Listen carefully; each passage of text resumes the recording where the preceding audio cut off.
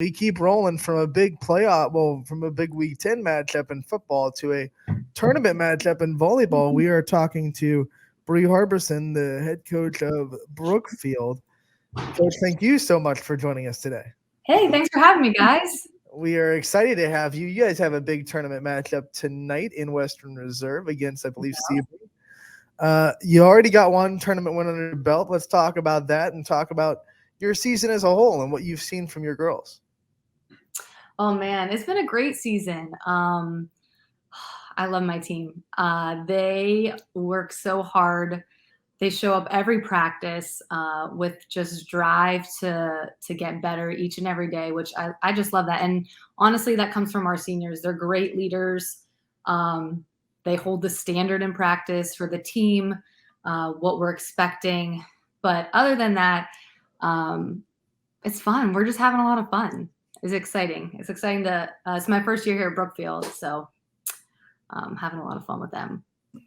And in your first year at Brookfield, I mean, pretty successful season at that. And kind of recapping this year too, what does it now mean to you getting your exposure to the Brookfield community, the school? What does it mean to you now to be a Warrior? Oh, that's a great question. I don't know. I feel like the meaning of a Warrior is to fight, is to have that drive and that warrior-like mentality. Which I hope I'm leading by example for my team in that. I feel proud. I feel really proud to be a Warrior. My dad went to Brookfield. My brother went to Brookfield. I did not go to Brookfield. I've lived in Brookfield my whole life. So even though I didn't go to Brookfield, I still feel like I'm part of the Warrior family. I know coaches don't really like moral victories per se, but I keep saying that you are the only team in the MVAC to take a set away from Crestview, and we all know how impressive Crestview looks this season. In that match, and it feels like that match after, you guys really propelled and got momentum. Mm-hmm. Was that kind of taking a set away from a team like that and really competing with a team like that? Was that a momentum boost for the rest of the season? I think it was. I think it showed our girls the potential that they have, that the coaches and myself and my two assistants have been seeing in them the whole year. We have the ability to really, really put it all together and shine. But Crestview is a great team. They got a great coach. They're disciplined. They're a really good team. But so I think we are too. I really think that we have that potential as well. I think a lot of it is the girls buying in. It's crazy to me that we have so much talent, but we don't lack that self-confidence all the time. So a lot of this year, in this first year of coaching, is getting the girls to see their potential, to see when they go all out, where they can be and what they can do. But that Crestview game, that was fun. That was a really, really fun match. I was really proud of my girls. Worked really hard that week. Not just to take down, a set from Crestview or anything like that, but I, like you said, I think that was a really momentum boost. When we played at Crestview against them, the girls were, we played pretty well there as well. And so the girls, I think, saw then at the away, because we played them back to back. They saw then that they could compete. And so I think I think we practiced one or two times in between when we played them again. Can't quite remember, but they really did have like a different feel at practice, a different just energy going on there. So I think the biggest thing there was the confidence booster for sure. I want to talk about that a little bit too. And another I want to kind of highlight too, Garfield was another one of those where first time around, it was a 3-0 loss. Second time around, you force it in 5. And I think that's the biggest thing is, and you brought it up too, a lot of growth that you've seen in just one season from these girls. Talk to me in those areas that you've seen the most growth since game 1 of the season until now. And where there's might be some other areas you still think there's a potential for growth in. So our season started off with a lot of injuries, unfortunately. A lot of ankle injuries. So we had our middle go down, Bailey Hackett. We had an outside go down. We had kind of a utility player go down. So all right at the beginning. So I'm like, girls, you better get on these ankle braces. But they, once I think we got back in rhythm, even though Bailey Hackett came back, I still think she was a little bit like weary of it. She's fully back, now. But at the beginning, just like kind of come back playing. But she bounced back pretty quickly from hers, even though it was a pretty rough sprain. But all that to say, I think the biggest growth that we've had is playing or never giving up on a ball. So what I mean by that is we have 3 rules. Our first rule is never give up on your teammate. Our second rule is never give up on yourself. And our third rule is never give up on a ball. And I actually took those from I played college volleyball, and I took that from my college volleyball coach. And I've incorporated it in with the team this year. But all that to say, really, really big one is never give up on a ball. And by that, we mean you don't stop. You are all out the whole time until you hear that whistle. And so what that means is that correlates to practice too. So we have a saying, it's called finish the move, which I hate to say, I took it from my college coach again, but you know what? It worked for me. So I'm like, oh, hopefully this can work for these girls. So finish the move in practice when we're doing a drill. For instance, if we're working on defense, okay, a ball's hit, the defender didn't get the ball, or maybe made the wrong move, or read the hit wrong and went the wrong way. Regardless if they get the ball or not, they're stopped and loaded. They still have to finish the move, what they should have done, or maybe the move they should have made that they didn't make. And so that hopefully, I'm hoping, is correlating with them the idea of all out all the time, finishing the move, never giving up on that ball until, the whistle blows. And so I think that has been the most growth for us this year, on top of, just like skill work and things like that. I forget what your other question was. What was your other question? I'm sorry. The other question was just what are some of the, you said what were the areas you saw the most growth in? What are some areas you think there's still potential for growth? Oh, yeah, that was it. Okay. Sorry, I got carried away. No, you're right. So I think that our biggest area of growth still is our confidence. Like they've come a long way. They've come a very, very long way. But sometimes I just feel like, we might make a mistake or something like that, and then we're oh crap, I just made the mistake. It's next play, right away. Short-term memory. We're always like short-term memory. You can't have that long-term memory in volleyball because the game's so fast. The next serve's coming. The next point's coming. You can miss your hit and get a block the next point. So I think that's just we've come so far. We're doing really well with it, but I still would like to see that just a little bit more. And now that we're here in tournament play, yeah, can you kind of preview this matchup tonight with Sebring and what you expect to see and what kind of the keys to victory are for your guys? Yeah, so Sebring is another team that hustles. They don't give up on a ball, so it's important for us to stay in the game. Another term we use, whistle to whistle.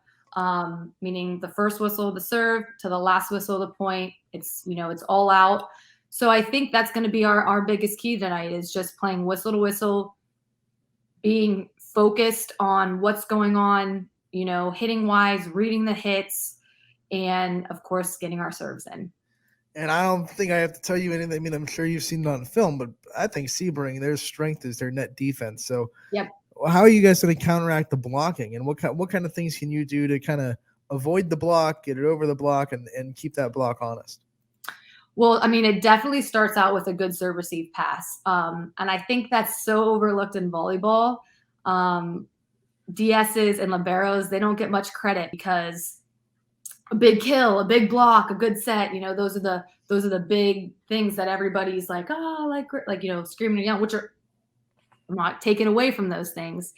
But everybody forgets that off of, how do you get this set? How do you get it? That comes from a good pass, a good up on defense. And I'm biased. I was a libero in college, so I will say, but it is. I mean, that's huge. We need a good serve receive pass. So I truly think the key to tonight with our setting and our hitting is going to be serve receive passing and defense. Getting good ups, getting good passes. Other than that, I'm confident in our setters and I'm confident in our hitters. I'm also confident in our serve receive, but I think that's the key. Since you were a libero, I am not shocked at all that you have one of the better liberos in the area who is on the All-YSN honorable mention team, Logan Shingledecker. Her sister Lauren, by the way, second team All-YSN and up for Baird Brothers Big Dog of the Valley this week. Give the Brookfield community kind of a pitch or a selling point on why they should go out and vote for Lauren Saturday at midnight. You should vote for Lauren because she is number one, such a hard worker, truly a joy to coach. Love her. But also, I don't have her stats out right now. I'm not super, super big on stats, although I think that they do tell, a lot about a game. But she has a great hitting percentage. She's really a go-to for us when we need a point right away. She's got a really hard, strong arm swing, and she got a great serve as well. So she's definitely deserving of the honor for sure.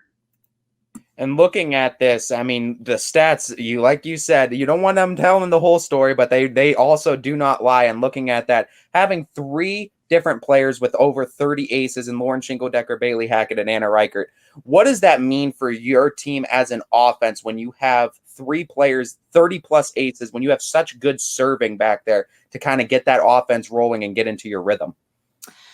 That's huge, getting aces.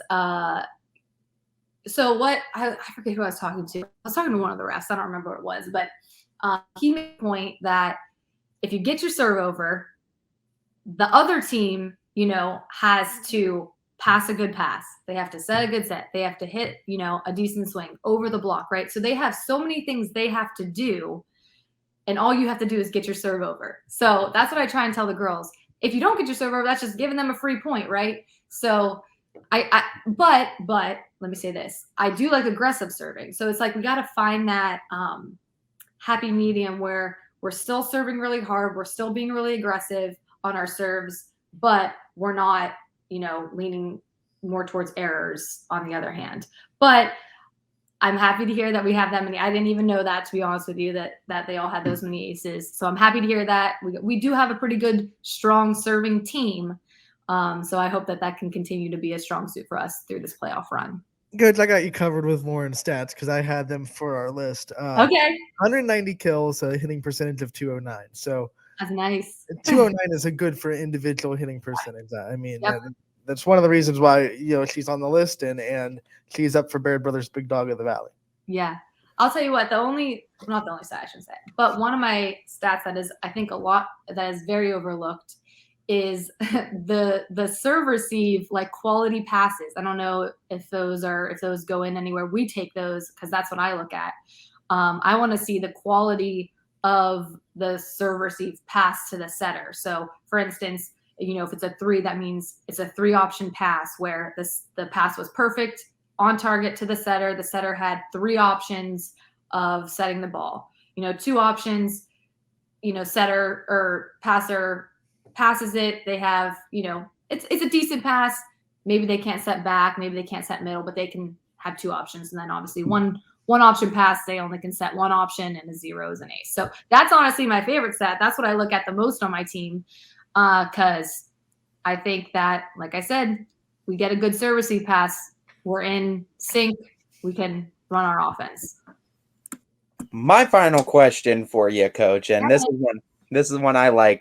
This one I like talking to a lot of former players with, and this one I like to ask a lot of former players because it seems like your college days, you're taking a lot of what you learned there and you're putting it to your girls, and I mean I commend that. What is one thing Coach Harbison would tell Brie Harbison, the player, if she had a chance to? Ooh, Oh, that's a good question. I like that question.